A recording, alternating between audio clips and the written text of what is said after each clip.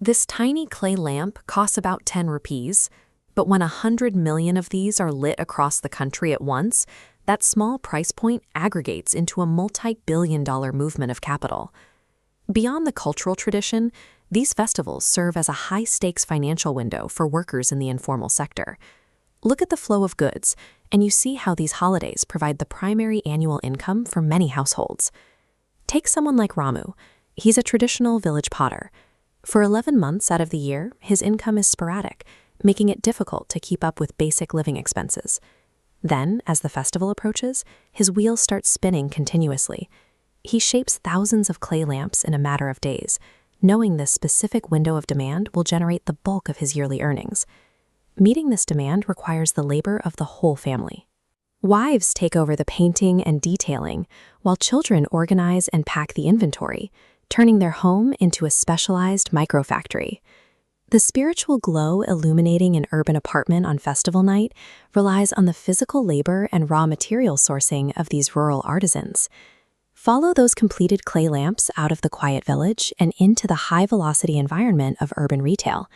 The holiday window triggers concentrated consumer spending as people flood into local markets for clothing, electronics, and household gifts. To handle this sudden spike in retail traffic, local businesses scale up their operations immediately, creating an overnight need for extra help.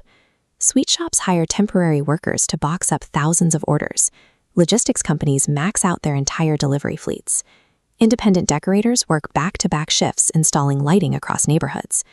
This demand pulls hard on the raw material supply chain. In the flower markets, millions of fresh marigolds are harvested, shipped, and sold in hours to fulfill the immediate need for festive garlands. By forcing cash to change hands quickly, these festivals act as a decentralized stimulus, injecting liquidity directly into the unorganized sector. Today, that buying frenzy has expanded from physical storefronts to mobile screens. Unified Payments Interfaces, or UPI, remove the friction of carrying physical cash. Scanning a code finalizes a transaction in seconds, allowing even the smallest street stalls to instantly process hundreds of tiny purchases. Concurrently, major e-commerce apps deploy aggressive discounting and targeted cashback offers, specifically timed to capture these cultural spending habits. This chart shows baseline national consumer spending throughout the year. Watch how the volume spikes exactly here, a concentrated surge driven by digital festival sales. Modern festivals have broken free from physical geography. By engaging with online sales and digital payments, every smartphone acts as an active node accelerating the national economy. Beyond physical goods, people spend heavily on cultural participation. Traveling to experience the tradition firsthand drives an entirely separate economic engine. Millions of citizens migrate across the country for these events. They travel to witness the Ganga Aarti in Varanasi or walk through the elaborate pandals built for Durga Puja in Kolkata. This mass mobilization pushes the nation's transit infrastructure to its limit.